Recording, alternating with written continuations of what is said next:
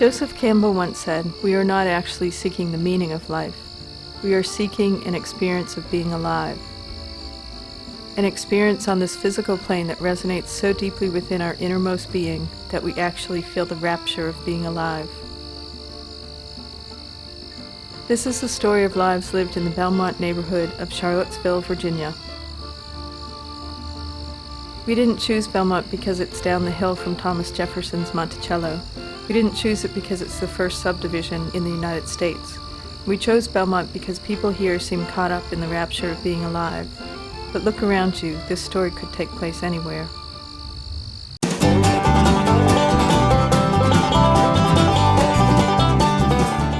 I'm looking for Jesus.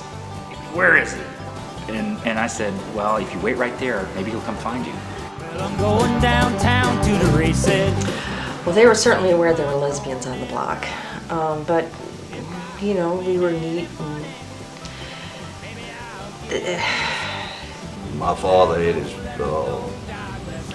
thumb blown off with a firecracker on July the 4th.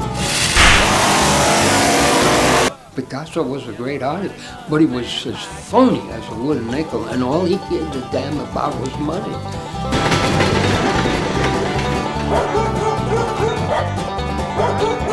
Pigs used to be all over Belmont when I was a kid. Everybody had a pig lot. I would hope there'd be somebody in Belmont that would walk over and wring its damn neck one night. It's a face that is false but it's fair. Let her go down, bless her. Though she roams on Yeah, Elvis. The whole Richmond Coliseum got up with Elvis. Never find another man like me.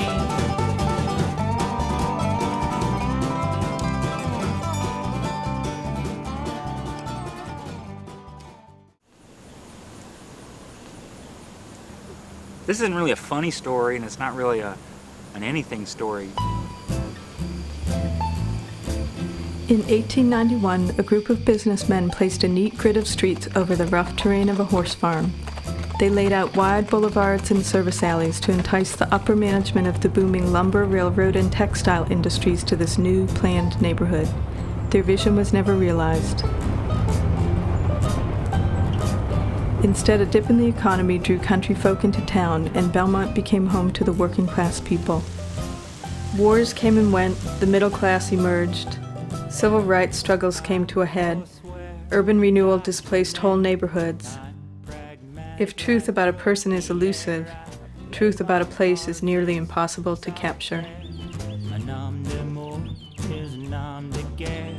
If you know me, you ain't got a prayer because I Cain's only heir. I really don't have a problem with the emphasis on Jefferson myself. I mean, and I don't think a lot of people do. I mean, he was there's nobody else quite like him. I mean, he was a fascinating character. And he was brilliant. I mean, the house is an amazing place. But, you know, he was screwed up, neurotic, modern guy like the rest of people, you know, the rest of his breed. Monticello is, you know, yeah, the reason why Charlottesville exists. And when Thomas Jefferson went broke, somebody bought Monticello, and as a friendly thing, they sold Monticello to the Levy family. Monticello was a ruin. There was a black family living there, supposedly as guardians, and they had pigs and chickens running through downstairs main floor. And so, you know, they were so poor, the Levys had to let the thing go. So the ladies of Albemarle County got together, tra-la-la-la-la, and they got a little fun together, and they bought the property from the Levy family. They were so ruined that they let Monticello go to the dogs. I've never looked at any maps, but I've always wanted to see what route people actually used to use to get from Monticello Mountain into Charlottesville itself.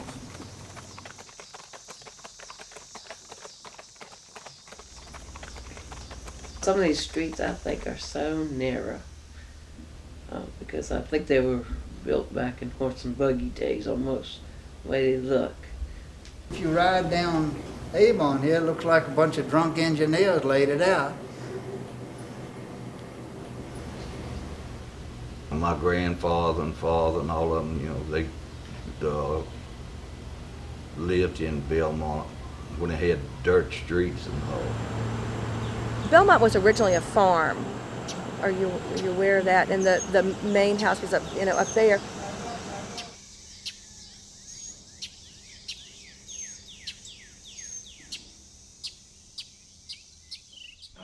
It's just an old bluegrass standard, and there's a line in it. I met a girl from the town.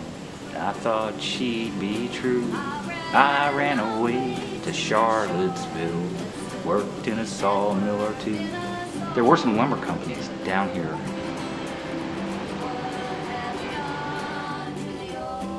When I was growing up, mainly people worked for Charlottesville Lumber Company, Ix's Silver Mill, and the railroad. That's when probably 60% of all your people worked there. There when they lay him in the tomb. Were you there when they lay him in the tomb? Oh, sometimes it causes me to tremble, tremble, tremble.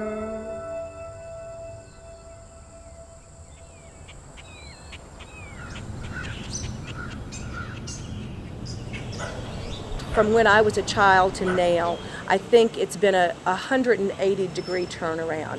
I think at one time, Belmont was absolutely the place to live, that it was very close to downtown. It had a lot of things. It became very run down, and people moved out, and it became a neighborhood where we were on the wrong side of the tracks, if you will.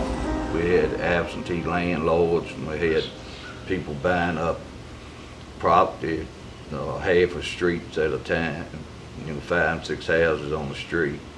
And when they come through in about 1963 or 64 and changed the way you could take the older homes after the older people passed away and knock out the window and make them an apartment, then that's when Belmont started going down.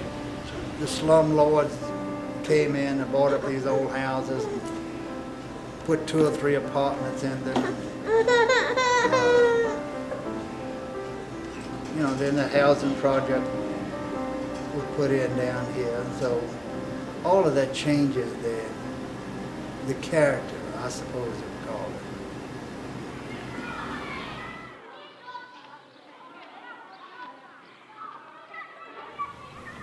it. In the 3rd grade, my 3rd grade teacher was Josephine Whitsitt.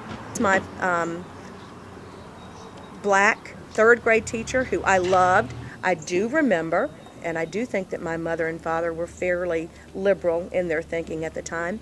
I do know that my mother had a meeting with Mrs. Whitsitt, and there was some concern, let's call it concern, that I was in I don't know if it was because she was a black woman or if there were black students I just recall some conversation. I do know that Mrs. Whitsitt was one of the most wonderful teachers I'd ever had.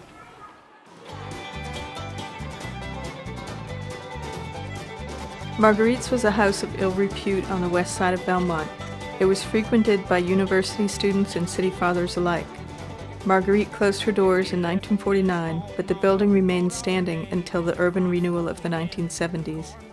In 1976, it was demolished to make way for the Garrett Square housing project. Marguerite's, I think, was the name of it. I recall, people finding monies and different things like that down there. It was 2 front-end loaders tearing the building down, and they hit a wall, and all the money started coming out. And if they'd have kept quiet, it's hard to tell how much money they would have had, but they grabbed what they could get and took off. And I know that Bobby got enough money out of it to buy him a new Plymouth Road. People down there with flashlights looking through it. They had people at the dump where they had dumped the debris that they had already loaded. I know several people that found money down there.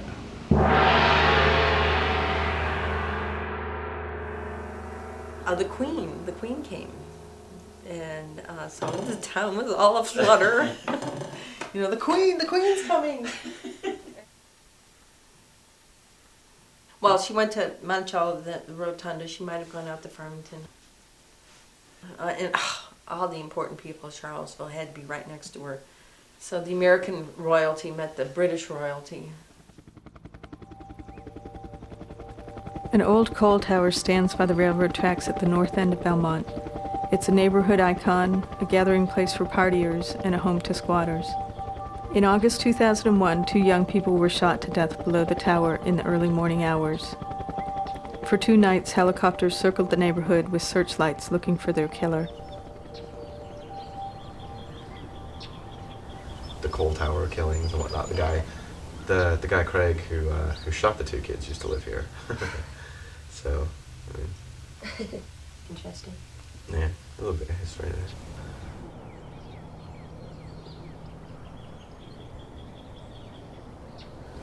I've been in Belmont all my life, and you know, I've been on those bricks downtown since I was 13. And you know, Craig, had been one of the people that I chose to put myself around for a good couple of years, and so to think that it was weird. To think that he would have shot people, and I mean, something went wrong that we don't know about, and to push this pretty level-headed kid, at least, I mean, we all have problems, you know what I mean? Like, they said he had family problems and stuff. We all have.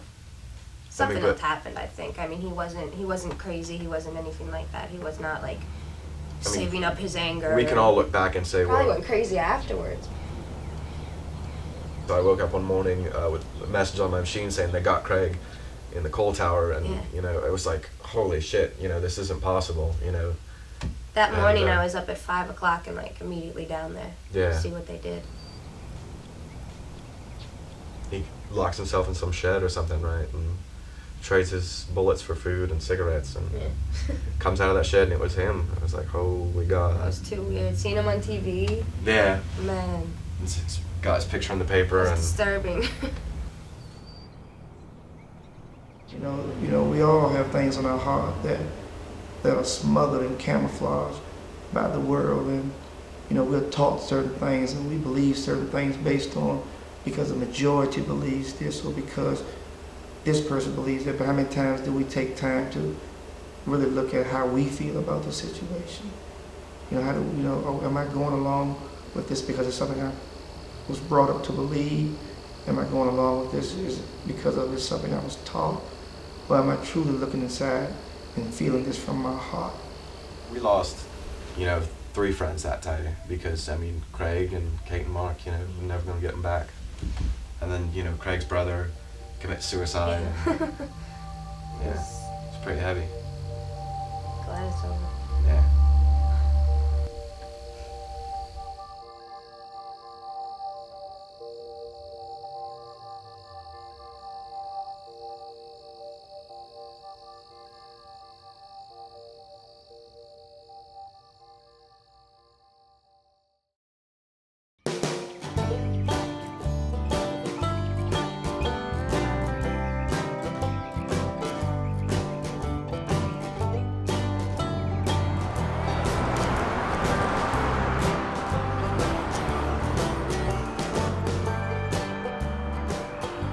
Dr. James Lincoln is a 103-year-old painter whose work hangs at Spudnuts Coffee Shop. His close friend Richard Wingfield owns the shop. Laurie said to me, Jim, until you came along, Richard was a wild man. My father was a wild man. I haven't had any fun for a lot of years, so I don't know. I just work. And now that my daughter's running it, I just do what I'm told. I've got customers that come in every day that came in the first day I was open. Norman Lushbaugh, T. Henry.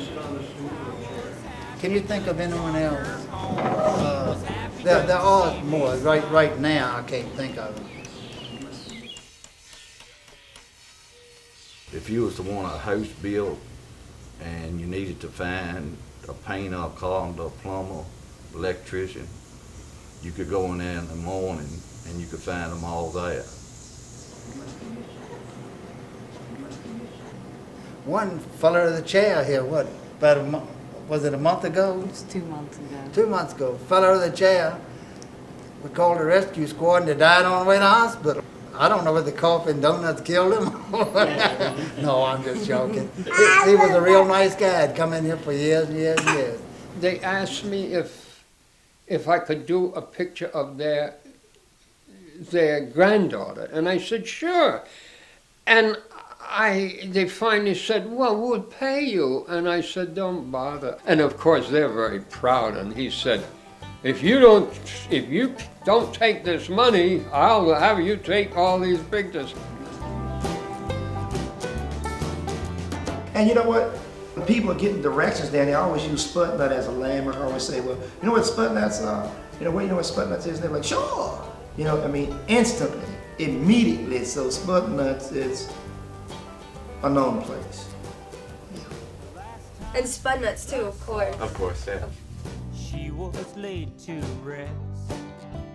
I heard that she loved a lot of men, but Best donuts in town. I like them all. But we have a policy, you know, whatever I have doesn't suit you. There's no point in fussing at me. I'll give your money back. Please go somewhere else. I may have done better yesterday and I may do better tomorrow, but today, that's really the best I can do, for whatever reason. I haven't been there, but we eat a lot of donuts from Spud Nut. And the secretary, she'll go by and pick up some Spud Nut donuts. Oh, I've been in Africa. I was 3 months with the Maasai tribe doing research on a special type of blood cancer. So that's why I painted her portrait. Yeah, well, anyway. And some black people come in and look at that and say, this is a redneck place, and they tread lightly, but they see a picture on the wall and say, well, they can't be so bad. They got a black person on the wall. I was going to do.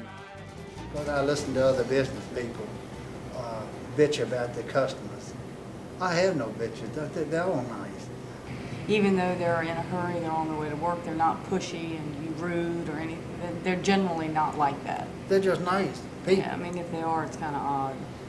And if they are like that, they stand out so bad that they generally don't come back, which is good.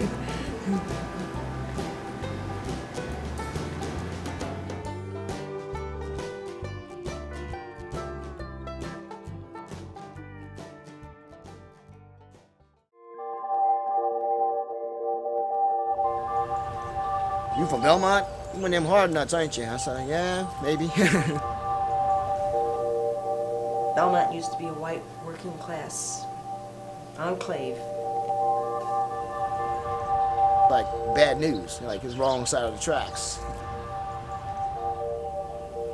You know, kids of all races playing and laughing and joking. I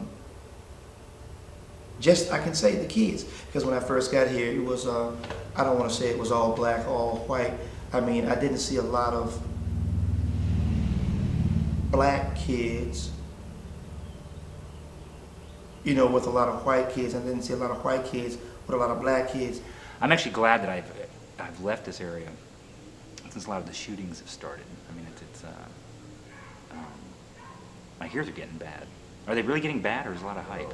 From what I understand, with the publicity that we get in the newspaper and all about Belmont and the gunshots and stuff like that, the average house in Belmont stays on the market about 10 days.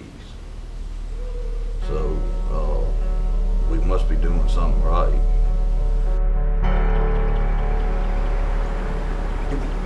When we went to borrow the money to open the shop, the banker told us at that time Belmont was a nice place to set up his business. He said the people over here owned their homes. They had the price of a cup of coffee and donut in their pocket, so they could buy. And a lot of people were buying Belmont first, so they get their feet on the ground as they get successful in life and can afford something better, they move on to different areas. A large number of group homes run by community agencies are located in Belmont. I was going to open a house right down here beside the electric company. In general, I think that this neighborhood is accepting of people with difficulties. I think, you know, it's a working class. I mean, look around you. I mean, you know, the physical structure of the homes. It allows for state standards to be grandfathered in, for example, to be perfectly raw, honest. A lack of knowledge on neighborhood parts or involvement allows things to come in, even though they are notified. A lot of the information is lost to them, so things occur without necessarily consent. And once a home is in place, it's a lot harder to close it than it is to open it. Do you understand what I'm saying to you? We have a guy that's actually blind who lives in the neighborhood. Everyone knows him, you know, and if we see him where he may get a little turned around every now and then, people who are living in the area, you know, they'll actually come out and just step up to the plate and just help him, you know, get a sense of direction again. So it's a very warm place as far as the neighbors are concerned. Well, some people want to know you, and then some people don't, you know. People seem like, you know, some of them come in, you know, and somebody will come over maybe and introduce themselves, and they'll talk to you a little while, you know. Then you have some that will come in and you don't know who they are, and with these apartments around here, you know, they're always changing off. Seem like you know somebody for a little while and then they're gone. The blind shop has been there for as long as I can recall. That's Virginia Industries for the blind. They used to make mattresses and brooms and stuff like that. I hung around up here at the shop for about 6 months and couldn't find anything to do. They was making mops up there. And of course I know they have made mattresses. I don't know whether they're still making those or not. Working on those or not. They used to make a lot of mattresses for like jail or hospital, something like that. You had these icemen that would go around with horses and buggies and deliver the ice to the individual houses. If you were going to make it delivered to a home, you used the alley, you did not go in the front door. In a lot of cases, but not in every case. But that's what they used the alleys for. And that's why the alleys were laid out back in. That's the way the thinking was back in the olden days. The more modern ones had a Johnny house with a little bucket under the back of it, and the city truck just come around and change buckets for you. Back in those times, people didn't change jobs. You know, they went to work for the railroad, retired from the railroad. Charlottesville Lumber Company, retired from Charlottesville Lumber Company. You know, they didn't change jobs. If you take anything out of its time frame, then it's funny and all of these things. But your pigs and the outdoor toilets, all of that, they all had the time. The time is gone now. The older people in the neighborhood didn't know me and all. When they have problems, they'll call. One big problem is change. They don't understand change is happening, and you know why it's happening. And sometimes I don't understand myself. Yeah, everything has its time. That used to be, that was then, this is now. You know, we all play that game. But it doesn't mean you understand really why it must happen. Inside the train station, there was a bathroom here and a bathroom here. There was a water fountain in the middle. And it always has, of course, I'm sure we were always very hot and tired, but it was the coldest water. It made your teeth hurt. It was so cold. And it had a sign that said white only.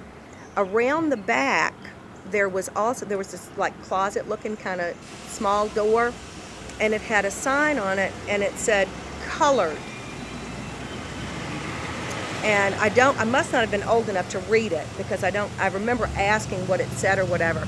And my mother saying, well, that was the bathroom that was a colored bathroom. Well, of course, I had to take it upon myself to go, colored, because the bathroom inside was like black and white, And I thought, it's rainbow, it's colorful. And I can remember sneaking and opening that door and really expecting this beautiful, vivacious place, and it was. I know I have read and heard that the Charlottesville schools closed. I don't remember any of this, but that they closed, and school took place for the white children in the basements of different churches and stuff, that they did close schools for a while. Like I said, I don't recall any of that. At one time, there's a lot of drugs on that street, which is right behind us here. I think Douglas Avenue is the best block in the whole city of Charlottesville. Just because we know each other now, and I'm going to take all the credit for it. Well, I think it's just natural in any neighborhood, as neighbors, the people in the neighborhood grow older and die, then new people move in, and buy the houses, move in, so it gets revitalized, probably on a generational 25-year cycle is my guess. Our block is cool. We have African American, we have Black African, we have Mexicans, we have white single people, white married people, single moms, single dads, we have lesbians, we have gay men on one block. Students, old people, yeah, there's still some old people left. This is just one block long. Especially in the last few years, we've started to see a lot more families move in, and with the families moving in, that's bringing in a different feeling, because you're actually seeing people out walking with their kids. It's disturbing to me that there's still an awful lot of children that are unsupervised in the area. So you knew your mama didn't have to be there, because Miss Shiflett was there, Miss Brown was there, Miss Meeks was there, Gaga Short was there. Every crossroad, you knew the people along the way. I see that in the kids. They come out here a lot of times, with the basketball, and sometimes they'll say, hey, Raul, you gonna play? Or come on, man, come on, old man, let's go to the court, or something like that. And when I first moved here, I didn't actually see that. So the kids, and that's good when you can actually see kids of all races playing together, laughing together, joking together, and see, that says that change is coming. 6 years ago, I didn't see anyone riding up and down here with dogs. I didn't see anyone actually strolling up and down here with their children and strollers. So where families are moving into, and families are taking advantage of the feeling, of the warm feeling that Belmont actually offers, again, at this present time.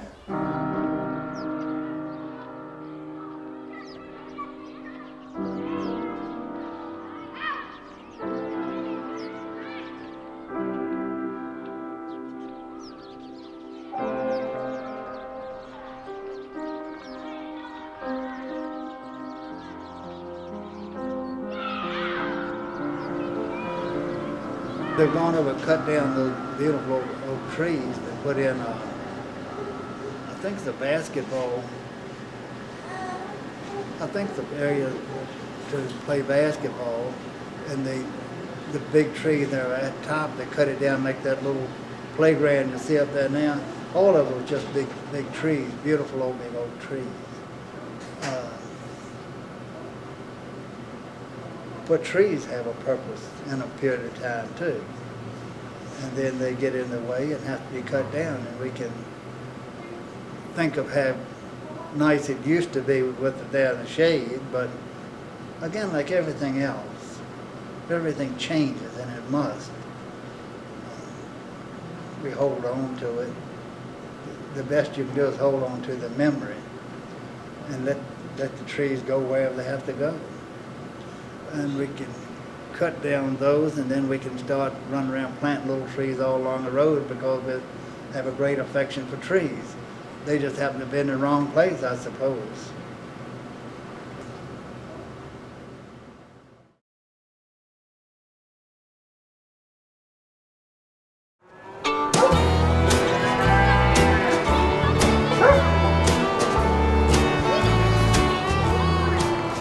Hogwaller is a very spooky place. If you go down there in the wintertime, especially down in that field, down where we're near the slaughterhouse or the stockyards. I mean,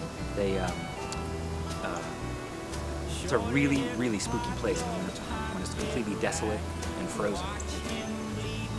There's no other place quite like it in this town. Bespeaks the abomination of desolation.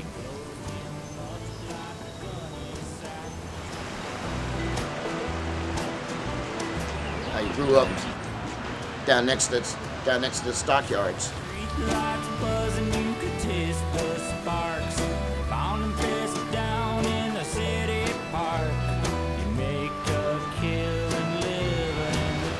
I used to go down there all the time and hang out around the cows and cows for pigs and stuff like that. It stank a lot, but it was good to play around.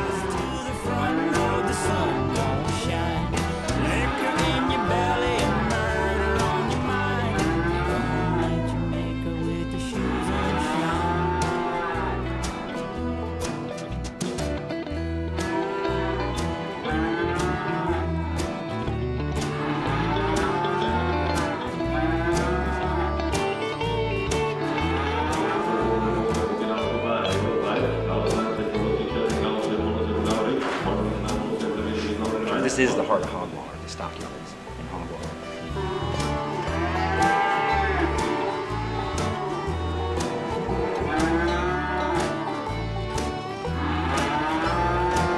They had their own restaurant down there, upstairs over the livestock market, and my aunt run that for a number of years. In fact, I always wanted to get a job working down there, but I didn't know if I wanted to put up with the smell of the animals and the smell of the food too. But you never could get the aroma from downstairs over to the restaurant upstairs.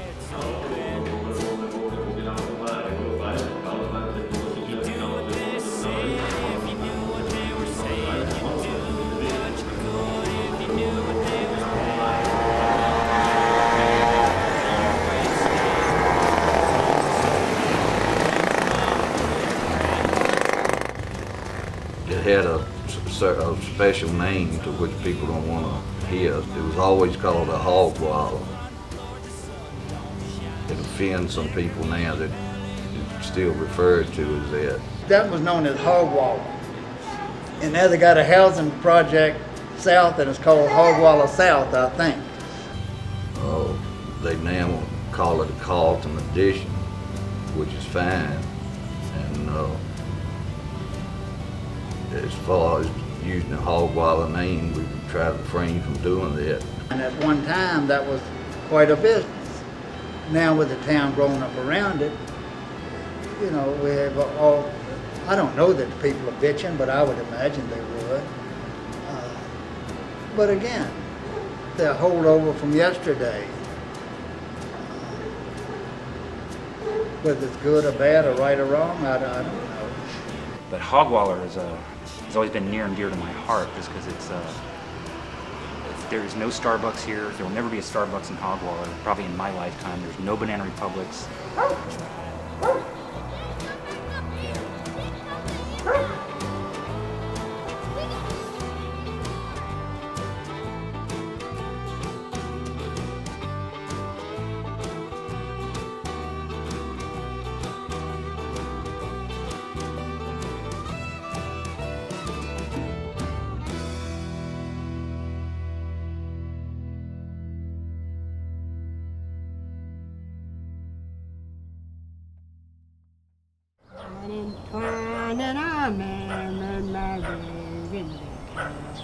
with the roses so red and the lilies so fair. And my If you're an idiot, you know, you can get fun out of weird things. And so if you can get fun out of working like hell for 30 years, not making any money, then I guess that's the rewards. And I guess I'm harvesting my reward. It was always a very warm atmosphere. I mean, you know, you have the store here, you know, and you become personable with the store owners and things of that nature. So it becomes like a little family type community. Yeah, I reckon it's like in a marriage, you know, you always gonna have a conflict from time to time. I've always been able to work them out.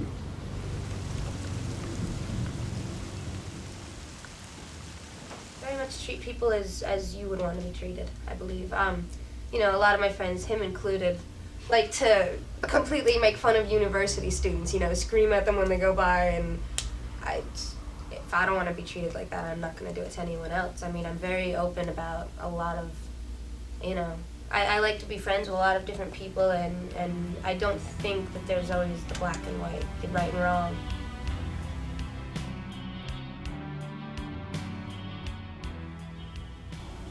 Some kid had tried to come after me because he thought I was staring at his girl, or, you know, big kid, huge kid, my age, and he was like probably 6.5 feet tall and like big as life, just like. I said, "Oh, no, thank you," and left. And so him and a bunch of his friends, my brother's outside cleaning or cutting the grass or whatever, and him and a bunch of his friends come and they jump my brother because I'm a devil worshiper, and I mean this is their kids, you know, and you know, like I was saying earlier, it was mostly the kids who were in, you know, who didn't understand, and their parents were like, whatever. I do believe that, you know, no matter how much pain you may suffer or how much happiness that you may suffer, I do believe that everything that you experience contributes towards your character, contributes towards your personality. So you have to be very, very careful. In 6th grade, I became aware of the fact there were all these other places around, which I didn't know about. And I was like, oh, well, Belmont isn't really that nice. And then I realized the different, I guess that was my real first exposure, if you will, to having less than. You know, we are a hen-pecking society. We always like to feel that our prominence as an individual is higher than the next fellow. People in America are not in classes, are they? I almost said different class of people, but that's politically incorrect. So it wasn't a different class of people. Let's say, can you call it different kind of people? That's probably not the right word. Different people seem to come and go with different phases. And then in 7th grade, I became painfully aware that you didn't want to, you live where? You live in Belmont, you know. You don't live on Locust Avenue, no. We live in Belmont. And that's when it became apparent that people really did look at, you know, Hogwaller. Oh, you live next to Hogwaller. But as far as my customs are concerned, they all seem to stay the same. The people that come in here, apparently the top of all of them. If it's a bad situation, the best of the bad must come in here because they seem to be nice. We're too judgmental as individuals. And we have a tendency to put an individual in one pigeonhole or the other, you know? We slot them. You know, they call them agricultural workers now. They got euphemisms for everybody. No, we were hillbilly crop pickers. Hillbilly. Polite word is mountain people. The Mexicans and the Chinese and everybody were several rungs higher up the social ladder than we were. Mountain people who settled it west, and they were crop pickers. Right at the bottom of the social ladder. If you don't know your community, you know who lives where, you have kind of like a fear within you. But after you get to know the people in your community, you feel ease. The story. I bought this house at 714 Levy Avenue in 1978 with two of my girlfriends, and there was no place for us to go and party, so we opened up our house on Friday nights, and we had matchbook covers printed up that said 714 Levy Avenue, and that was like the little pass, you know, and so all these women started coming down to our house on Friday nights. So we had this party going all the time, and that's in part where I got my inspiration to open up this gay and lesbian bar, you know, because it was so popular. We just needed a bigger place to do it, and so that's what got me going. So I guess Belmont actually had the first unofficial, real first gay and lesbian hotspot. And let me see, at 714, I was getting ready to sell it in 96, and it was empty at the time, and so I totally repainted it up and down. It was beautiful, the walls were pristine, and my partner needed a place to show her artwork. So I turned it into an art gallery for 1 month, and I got 2 or 3 other painters to show their stuff, and we had an art opening. The only kind of hassle we got was from the little girl who was about 9 or 10 and 11, and she'd sit up in a tree and yell out, "Lesbian!" And we go, "Ow, ow." Well, don't you know that a few years later, when she was 18, she came knocking at Will Downey's pub. Moved in here last December, and it's, I mean, the people living next door brought us fudge. So welcome to the neighborhood. You know. So sweet. I didn't think things like that existed. Yeah. Remove some of that fear that you have. And also, knowing your neighbor, knowing who's right, each individual has certain talents. If you got a certain problem, you can go to that individual and call him, and he'll help you out, you know, as a neighbor. The older people in the neighborhood that know me and all, when they have problems, they'll call. And I try to work between them and City Hall. I was just overwhelmed, you know, with having to go to work and take care of a kid, and I thought, wouldn't it be cool if I could create a community of like-minded people, and you know, just we could all help each other out.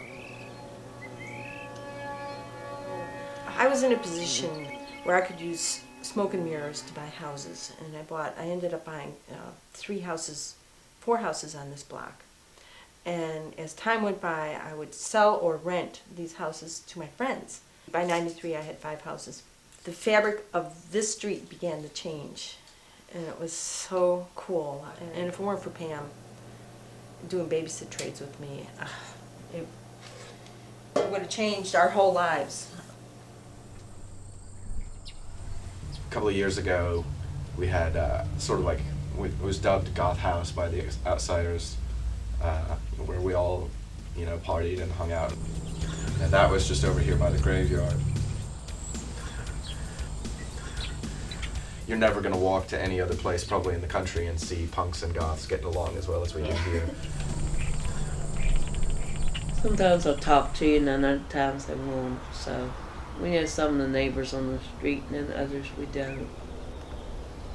One lady up here the street here, she's in her 90s. And every time she's out, if she sees me, she'll always holler to me. And she's always done that ever since I've been living here. Some they don't want to, seems like they don't want to have much to do with you, you know, so.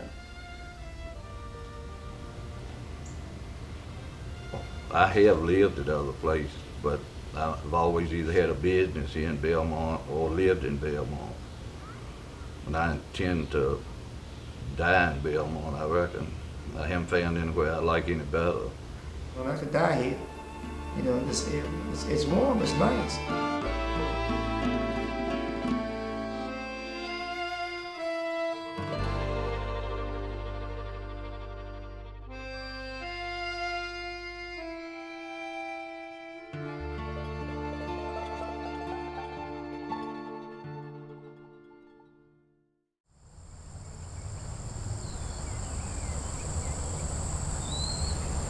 Communication is a wonderful thing.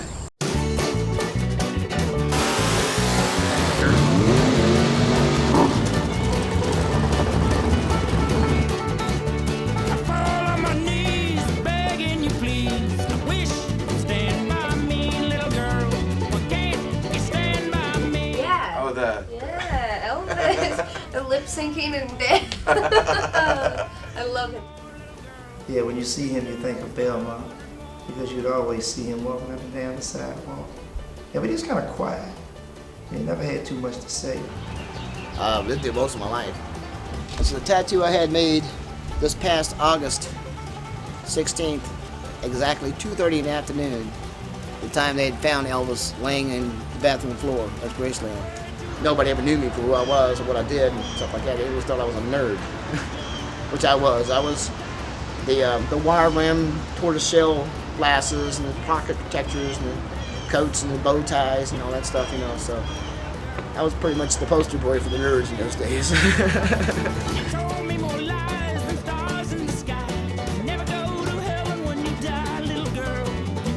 Tell you about the time he got kidnapped? No, I mean, where some crazy guy who thought he was the colonel had this whole Elvis museum in his house, and he kidnapped him and wouldn't feed him and made him work. And yeah, he was the living Elvis for this guy's collection. It was pretty out of this world.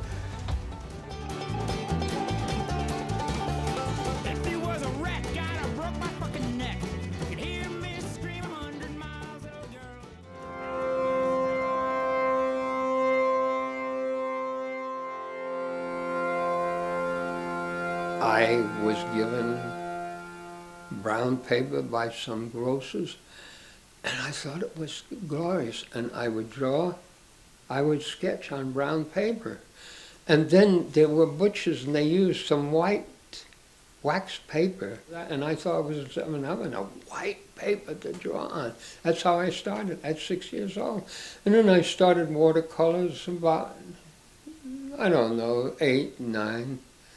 So that's how I got my training in art. He says, I'm a redneck, and here you're a gentleman and a brilliant man, and you have a education, and you're from a illustrious family. That's BS, illustrious family. And he ended up coming here, and he ended up being a terrific friend.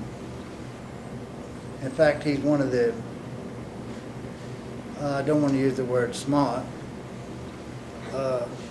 he seemed to have more facts in his head than any human being I've ever met. He calls himself a 5th grade dropout. He has a mind, he has a brilliant mind, but he's suffering from congestive heart failure. He had a stroke. He is crippled, and yet he has the most profound intellect. See, look, I know nothing about painting. I know nothing about art. I don't even know if there is anything to know about it. It could be a masterpiece, or it could be nothing, and to me, I would know the difference. He saw that I was the only person that thought like he. I'd love to talk to him. Hell, I could talk to him all day. There's other people that do crazy things with their yards. You know, like for Christmas, they put thousands of lights up. And, well, you've seen my mom's garden. That's pretty cool. Well, everybody's an artist at something. Amazing grace, how sweet the sound that saved a wretch like me. I once was lost, but now I'm found. Was blind, but now I see. Oh yeah, I love my garden. And I had a little garden in the back there, so when I moved over here, I literally dug my garden up from there and brought it over here. So I started with my front border, and when the men moved the stuff over into it, they just put things anywhere, and I had no idea where anything was. And I had to wait a year to find out what was growing where. And so when things came up, I started rearranging my garden the way people would rearrange their living room. And so I tried to draw a plan on a piece of paper which was an actual scale model of my yard. And I got a loose idea, but I can't do anything, you know, real exact. So I just had an impression of what I wanted, and my idea was to make a parkland walkway around my yard. And so I've developed grassy paths with borders or big islands of plants on either side of the path. And my objective is to make the parkland around my yard take an hour to walk and stop and look at everything and see things, and it's never ending, and I like it.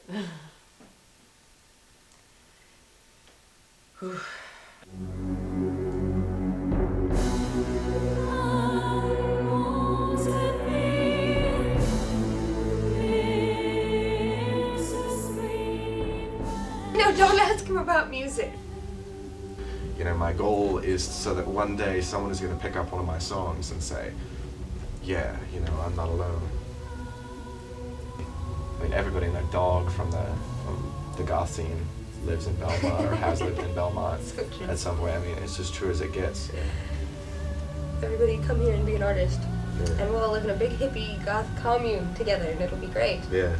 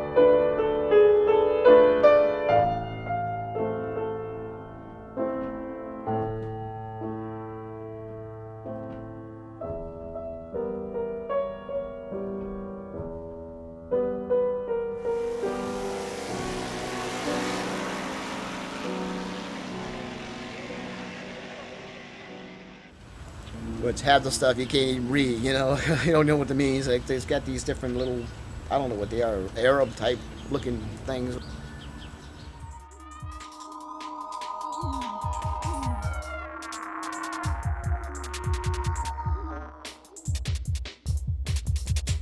And the same in art.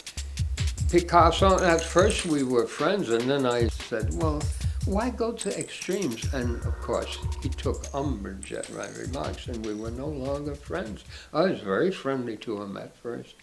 Debbie Braffman used to come there, and she would have a coffee and a spud nuts, and she said, oh, I'm an artist. So she painted a picture of their place with Horton's van parked in front. Horton comes down there every day, sometimes two of them, and she painted it, and she was a realist, and she was a fine artist. My name is Jeff Melgerson, this is Woody, this is his daughter Roxy, this is Kiki. We met today and we're going to play some music in Belmont Park. 1, 2, 3, 4.